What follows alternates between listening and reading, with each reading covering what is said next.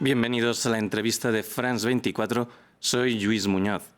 En esta edición conversamos con el abogado franco-español Juan Branco, quien ha sido parte del equipo de representación internacional del periodista australiano Julian Assange. Es también uno de los abogados que denunció a la Unión Europea en 2019 ante la Corte Penal Internacional por la gestión migratoria en el mar Mediterráneo. Ahora pretende llevar a La Haya a miembros del gobierno de Israel tras anunciar en la red social X que representará pro bono a palestinos binacionales. Muchas gracias, Juan Branco, por estar en la entrevista de France 24. Gracias a ustedes. La CPI tiene competencias en genocidio, crímenes de lesa humanidad, crímenes de guerra y crímenes de agresión. ¿Esto está sucediendo en Gaza hoy? Claramente, crímenes de lesa humanidad y crímenes de guerra han sido y siguen siendo cometidos por las Fuerzas Armadas de Israel, para los cuales la Corte Penal Internacional tiene competencia. La cuestión que se puede uno preguntar es si también actos de genocidio están siendo cometidos. Hay una discusión actualmente entre especialistas de derecho internacional sobre el tema, pero es muy probable que se considere como positiva la respuesta sobre este punto también.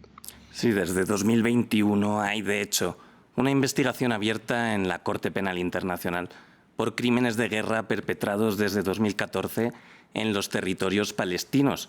Pero la CPI solo ha abierto, desde que existe, unos 30 casos y ha emitido escasas condenas, ¿no? Son 25 años desde el Estatuto de Roma. ¿Confía en que los sucesos de los últimos meses pueden acelerar las investigaciones?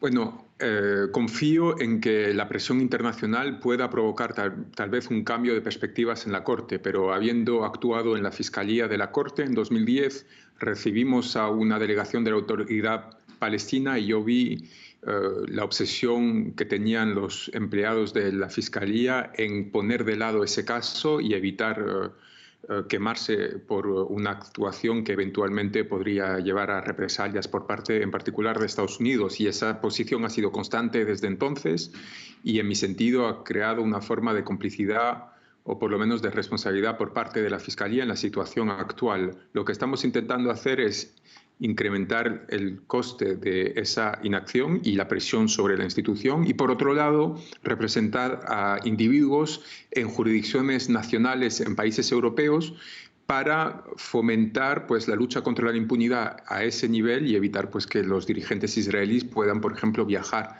a países europeos sin estar amenazados de órdenes de detención internacionales. ¿Y cree usted que el momento es diferente hoy respecto a 2010, como comentaba? Ante la Fiscalía de la Corte Penal Internacional, seguro, en particular gracias a los esfuerzos de ciertos gobiernos, que sea el de Bolivia, el de Bangladesh, el de Sudáfrica, y también de personalidades de primera importancia como Ione Belarra, que era ministra de Asuntos Sociales hasta hace poco en España, que han creado coaliciones para someter a la Fiscalía la necesidad de avanzar sobre este tema. A principios de diciembre habrá una reunión de Estados miembros de la Corte, la Asamblea de Estados Partes se llama, en Nueva York, y ahí se discutirá, entre otros, las cuestiones de presupuestos. Y los Estados, muchos Estados por lo menos, van a presionar a la Fiscalía para que acelere el ritmo sobre Palestina a cambio eventualmente de aumentos presupuestarios. Respecto a la representación, usted ha dicho que ya hay jurisprudencia para emitir órdenes contra ministros israelíes por hablar de palestinos como animales o incluso por amenazar con una segunda Nakba. ¿Cuál es esta jurisprudencia? Sí, el Tribunal para Ruanda, el Tribunal Internacional Penal para Ruanda, estableció en la jurisprudencia Radio Milcolin la posibilidad de perseguir a los individuos que habían incitado a la comisión de crímenes de lesa humanidad o crímenes de guerra, animalizando, reificando a individuos, como se hizo durante el genocidio de los Tutsis por parte del poder del gobierno ruandés.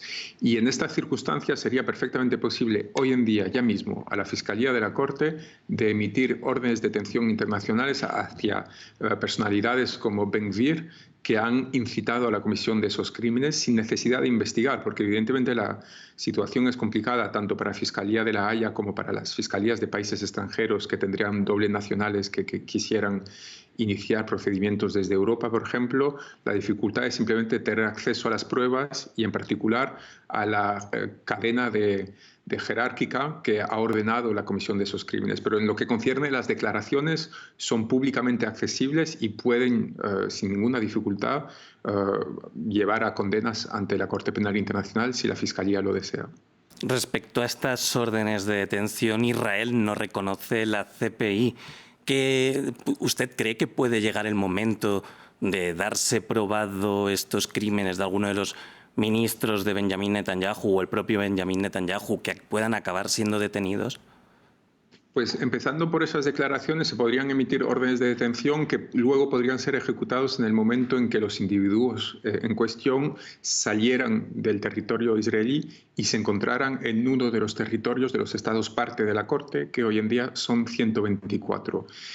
Esa competencia y esa jurisdicción tiene efectos muy potentes. Hemos visto cómo Vladimir Putin no ha podido desplazarse a África del Sur últimamente por culpa de esa orden de detención que había emitido la Haya. Así que ahí habría un efecto muy potente, disuasivo también, porque el objetivo evidentemente es intentar hacer justicia por lo que ha pasado, pero es sobre todo evitar que se repitan episodios como este. Y si la Corte hubiera intervenido con anterioridad, probablemente no hubiera habido tantos muertes. Y entonces nuestra responsabilidad es asegurarnos que no se repita en el futuro una situación similar.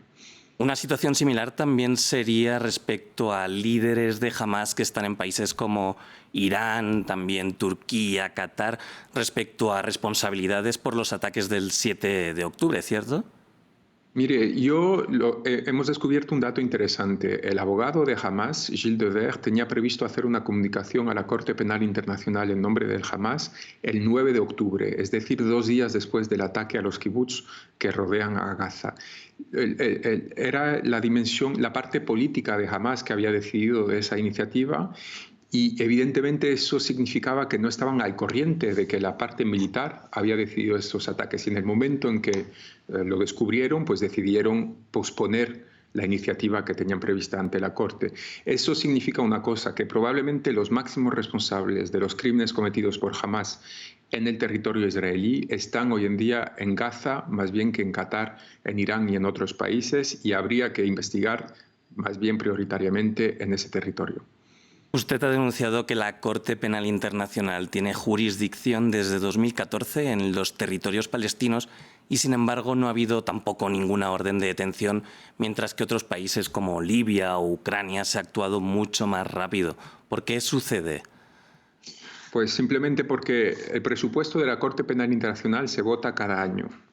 Eso da a los países que contribuyen a ese presupuesto un poder muy fuerte sobre la institución y en particular sobre la Fiscalía. Pueden negociar su apoyo a cambio pues, del establecimiento de prioridades estratégicas de la institución. También hay que tener en cuenta que son los estados quienes eligen al fiscal y a los jueces.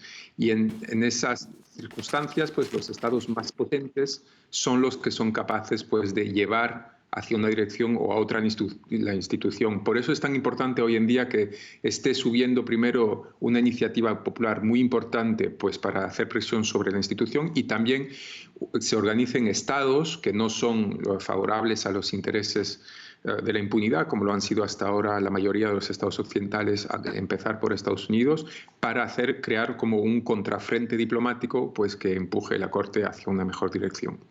Por otro lado, hay familiares de víctimas israelíes de los ataques del 7 de octubre de Hamás que se han reunido con el fiscal de la Corte Penal Internacional, Karim Khan, pero tampoco estos tienen el apoyo del Estado de Israel. Netanyahu incluso tildó a la Corte de antisemitismo. ¿Por qué hay ese rechazo? Pues porque el Estado de Israel estructuralmente desde hace años se ha construido a la margen del derecho internacional y del derecho internacional que sea penal o humanitario. Y en esas circunstancias la inquietud es muy importante frente a la posibilidad de que se le frene en la utilización de tácticas militares que no son justificadas.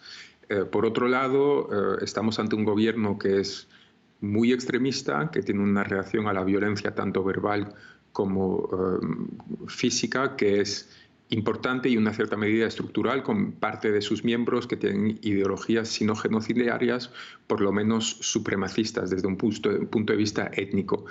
De ahí la estrategia adoptada por el gobierno, que privilegia la eliminación directa y completa de la estructura del Hamas y de sus principales dirigentes, más bien que una estrategia de procedimientos judiciales que hubieran podido ser llevados a cabo por Israel o por instituciones internacionales, lo que evidentemente conlleva pues una espiral de violencia que puede ser catastrófica.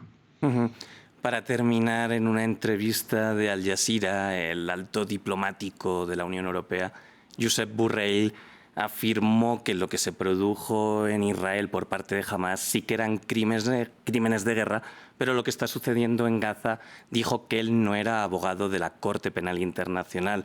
¿Por qué cree usted que se ha dado esta respuesta?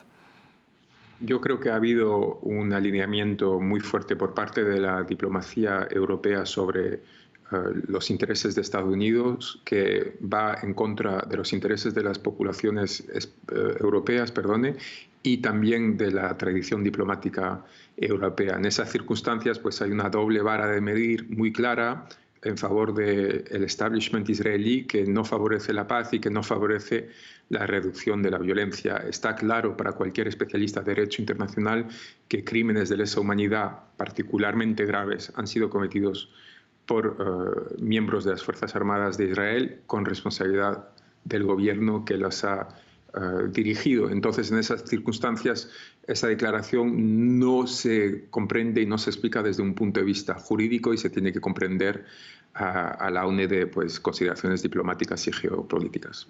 Muchas gracias, Juan Branco, por estar en la entrevista de France 24. Ustedes. Muchas gracias a nuestra audiencia. Pueden seguir más contenidos como este en France 24 y france24.com.